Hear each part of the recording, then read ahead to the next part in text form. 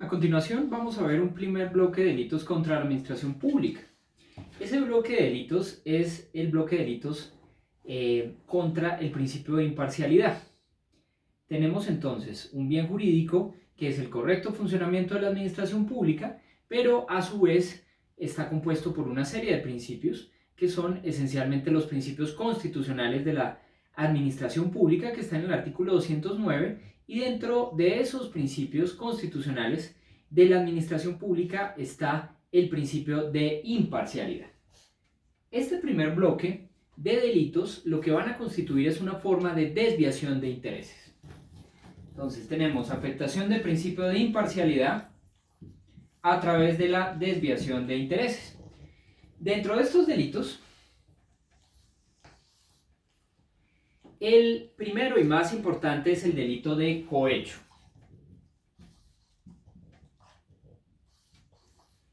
El cohecho se presenta a través de un soborno dado o propuesto a un servidor público para la realización de un acto propio de sus funciones.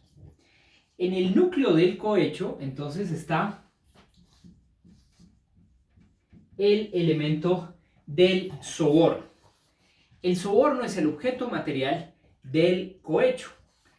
En nuestro Código Penal, particularmente en el artículo 405, el artículo 406, de lo que se habla es de una dádiva o cualquier beneficio. ¿Qué es una dádiva? Una dádiva es algo que se da sin contraprestación legal. Entonces, un ejemplo esencial de dádiva es un regalo.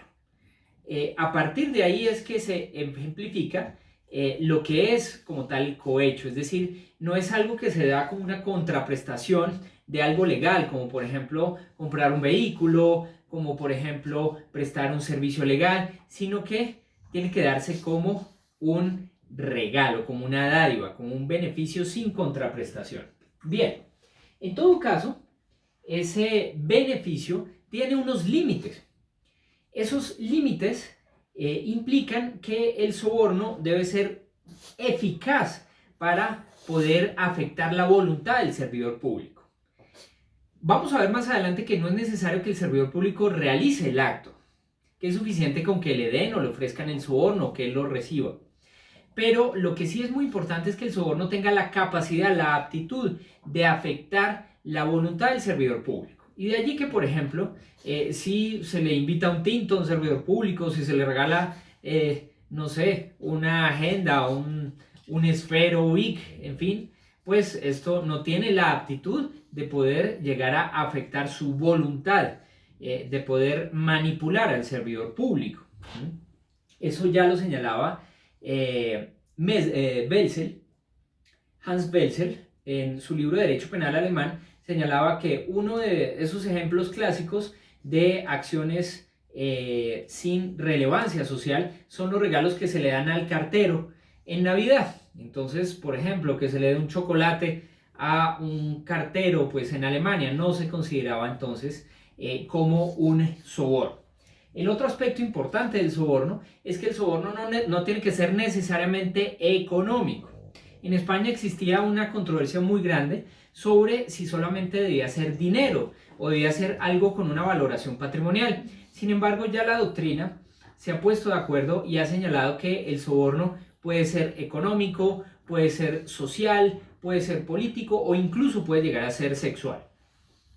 Bien, en relación con el cohecho, nosotros tenemos varias modalidades y esas modalidades van a afectar esencialmente todos los elementos del delito.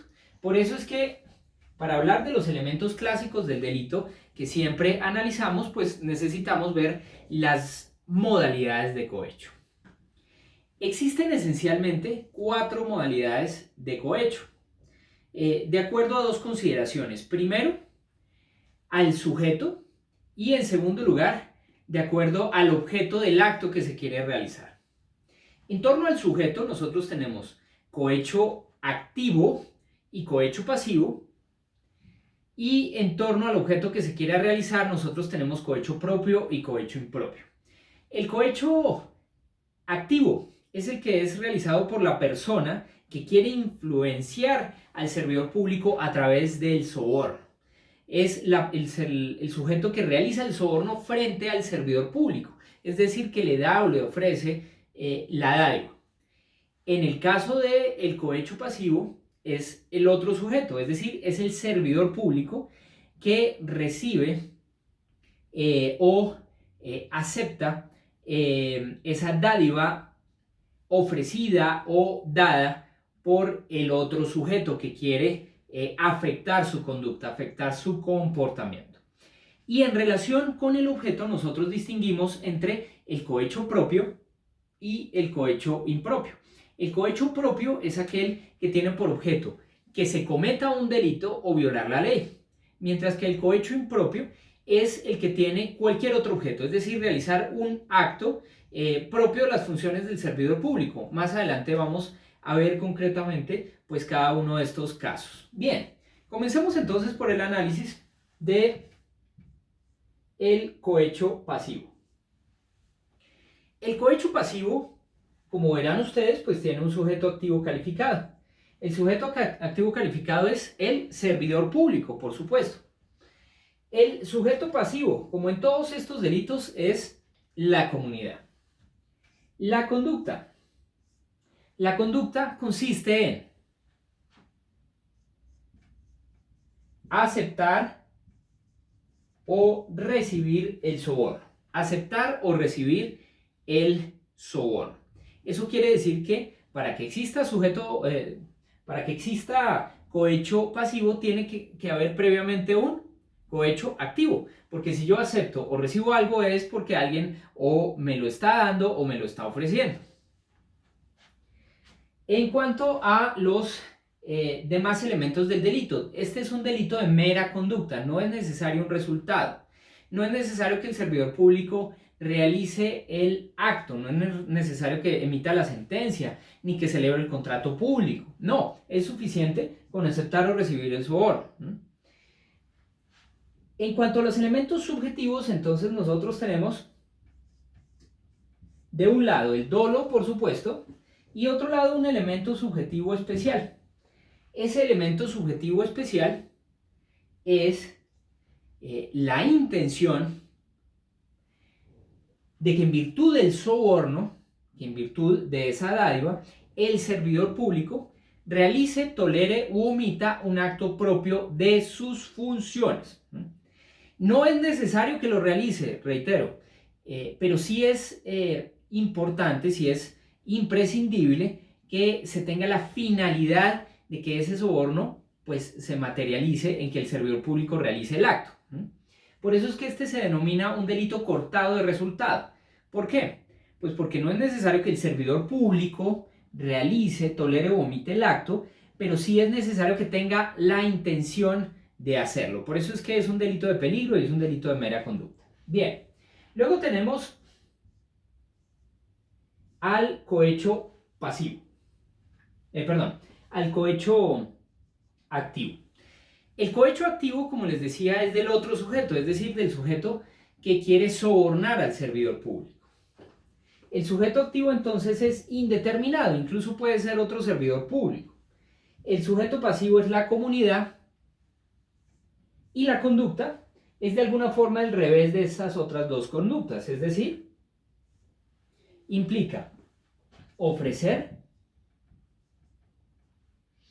o dar. Ofrecer o dar, ofrecer una dádiva o cualquier beneficio al servidor público. Bien.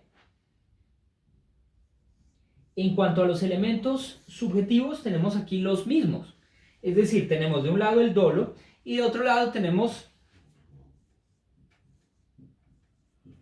el mismo elemento subjetivo especial. El ánimo de que en virtud del soborno el servidor público realice, tolere u omita un acto propio de sus funciones. En este caso, pues también tenemos que el delito es de mera conducta. Bien, a su vez, tanto cohecho activo como cohecho pasivo pueden llegar a ser propios o impropios. Son propios, reitero, cuando se tiene la intención de cometer un delito o violar la ley y son impropios en el resto de casos. Y ustedes dirán, pero ¿para qué una persona va a realizar un soborno? Si no es para que el servidor público pues viole la ley. Pues resulta que la doctrina y pues también la criminología han encontrado que pues hay muchos casos en los que se les da sobornos a los servidores públicos, pero no para que violen la ley, sino para que agilicen un trámite. Es lo que se llama el cohecho o soborno de engrase. Se engrasa de alguna forma al servidor público para que se mueva un poco más. Una licencia, por ejemplo. No es necesario que se le diga al funcionario, oiga, deme la licencia, pero sí en el caso del cohecho impropio se le puede decir, oiga, le doy este soborno para que usted tome la decisión que quiera, pero en todo caso la tome rápido. Bien, en relación con el cohecho también hay que mencionar una cosa importante, y es que en Europa existen dos modalidades de cohecho que no hay en Colombia, que son el cohecho aparente y el cohecho subsiguiente. El cohecho aparente sanciona el solo hecho de que el servidor público reciba una dádiva, independientemente de que sea o no para violar la ley o para realizar un acto. No, simple con el solo hecho de yo demostrar que un servidor público recibe una dádiva, automáticamente se configura un cohecho aparente. Y el otro es el cohecho subsiguiente. El cohecho subsiguiente es el mismo cohecho por acto cumplido. Es decir que al servidor público que ha realizado el hecho, una vez ha realizado el hecho, sin que exista una promesa remuneratoria anterior, entonces se le da un soborno para remunerar lo que hace. Ese es el cohecho subsiguiente, que en Colombia no está castigado directamente. Sin embargo, algunos casos de cohecho subsiguiente pueden ser sancionados también como enriquecimiento ilícito, cosa que veremos en el bloque de enriquecimiento ilícito. Luego tenemos el delito de concusión. En relación con el delito de concusión, lo primero hay que señalar que hay muchos países del mundo que solamente tienen cohecho. Por ejemplo, España, Alemania, Francia solo tienen cohecho. En Colombia nosotros seguimos el sistema italiano, creando desde el año 1930 el delito de concusión. ¿La conclusión qué es? En la concusión, el servidor público solicita, exige o induce a un particular para que le dé una dádiva mediante el abuso del cargo o de sus funciones. La concusión en nuestro Código Penal está consagrada en el artículo 404 y abre de alguna forma estos delitos. La concusión, reitero, en todo caso, en muchos países no está consagrada, en muchos países lo único que existe es cohecho. Lo que diferencia la concusión del cohecho es quién tiene la iniciativa. En la concusión, quien tiene la iniciativa es el servidor público, mientras que en el cohecho, quien tiene la iniciativa es el particular. Entonces, para poder ejemplificar mejor esto, pues tomemos un ejemplo. La iniciativa, miremos un ejemplo de iniciativa del particular. Entonces, un contratista, por ejemplo, tiene la iniciativa de darle un soborno al servidor público, el servidor público acepta y recibe efectivamente ese soborno. Como en ese caso, quien tiene la iniciativa es el particular, hablamos de un cohecho. Pero si quien tiene la iniciativa del soborno es el servidor público, como en el caso igual también de un funcionario de la administración pública que le pide dinero a un contratista, él es el que le pide, no el otro, el que le ofrece o le da. En ese caso estamos hablando de una concusión. Ya sabiendo eso, los elementos son mucho más sencillos. El sujeto activo es un servidor público en ejercicio de sus funciones. El sujeto pasivo es la comunidad.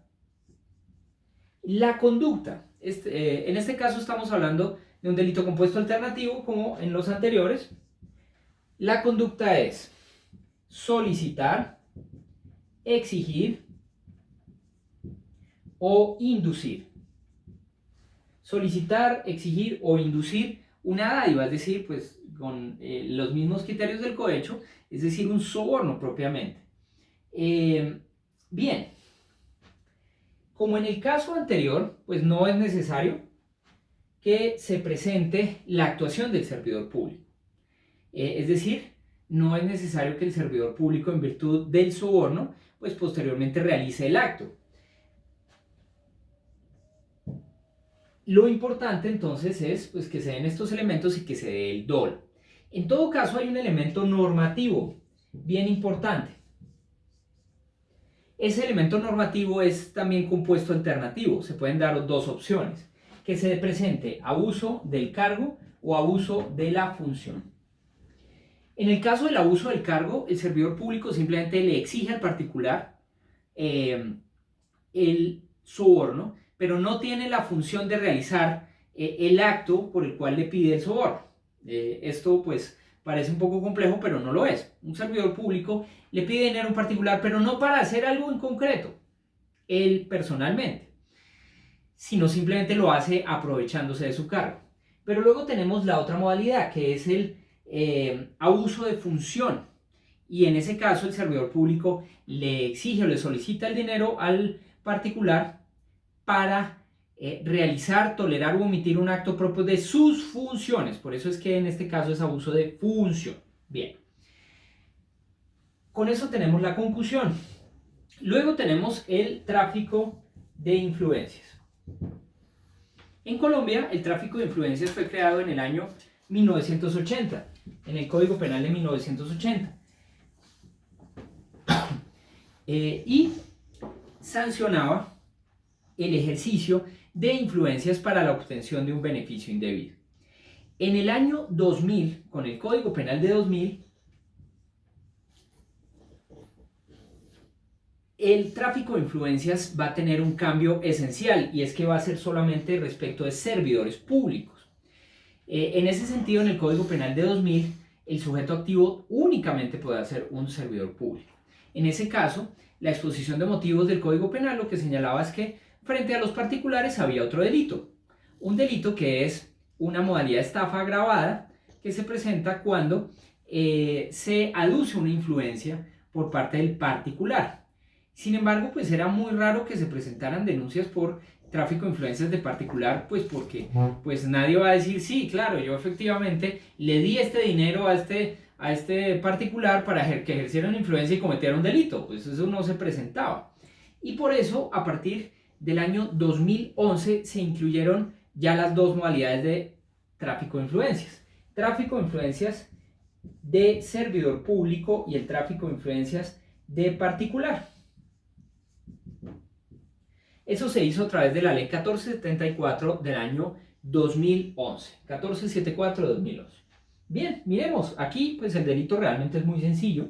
En el tráfico de influencias de servidor público, por supuesto, el sujeto activo es un servidor público, el sujeto pasivo es la comunidad. La conducta consiste en ejercer una influencia sobre un servidor público, muy importante, sobre un servidor público, con el objeto pues de obtener un beneficio indebido.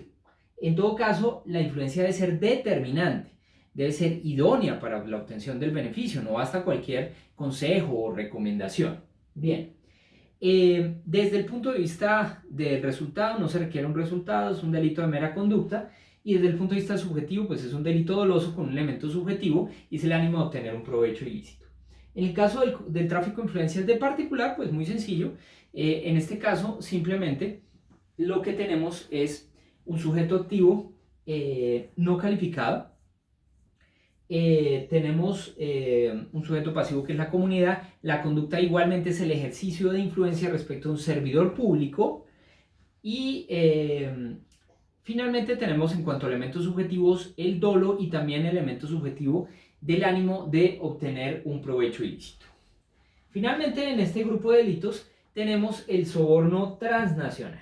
El soborno transnacional fue incluido en Colombia en el año 2000, en el Código Penal del año 2000. Nosotros suscribimos la Convención de Naciones Unidas contra la Corrupción, la Convención Interamericana contra la Corrupción, que como les señalo, pues son convenciones, que exigen concretamente la tipificación de este soborno transnacional. Vamos a ver un poco cuál es la evolución. En cuanto a la evolución, pues es un delito que surge de la Foreign Corrupt Practices Act del año 1970 de los Estados Unidos, y que tiene pues posteriormente un gran impulso con la Convención de la OCDE de lucha contra el soborno del funcionario público extranjero o internacional. Muy bien, en cuanto a los elementos del delito, han venido cambiando poco a poco. Este es un delito que ha tenido pues una evolución pues muy amplia, se ha cambiado muchas veces en el Código Penal. Pero actualmente tenemos en primer lugar un sujeto activo indeterminado, un sujeto pasivo que es la comunidad. La conducta. La conducta esencialmente sanciona un cohecho activo, pero en el ámbito internacional, es decir, dar u ofrecer una dádiva o cualquier beneficio. Pero lo que cambia en este delito es el ámbito. Cambia el ámbito porque en este caso tiene que ser respecto de transacciones comerciales internacionales. En transacciones comerciales, entonces, internacionales. Y también cambia el objeto. ¿Por qué? Pues porque el destinatario de ese soborno debe ser un funcionario público extranjero o internacional. Extranjero es de otro país, internacional pues de una organización internacional como por ejemplo la OEA o las Naciones Unidas, la FAO, UNICEF, cualquier organización de carácter internacional. Como en los casos anteriores, pues es simplemente un delito de mera conducta. Y en relación con los elementos subjetivos, se requiere el dolo y también un elemento subjetivo enfocado precisamente en que el sujeto activo, el otro sujeto, es decir, el servidor público extranjero o internacional, pues llegue a realizar, tolerar o omitir una actuación en una transacción económico-pública internacional. Entonces, por ejemplo, una participación en lo que se denominan las OPAs, las ofertas públicas de adquisición en Europa, o en licitaciones internacionales, que por ejemplo un colombiano vaya a otro país y soborne a un funcionario extranjero para que le otorguen un contrato. Es muy importante entonces en estos delitos el ámbito. El ámbito son las transacciones comerciales internacionales.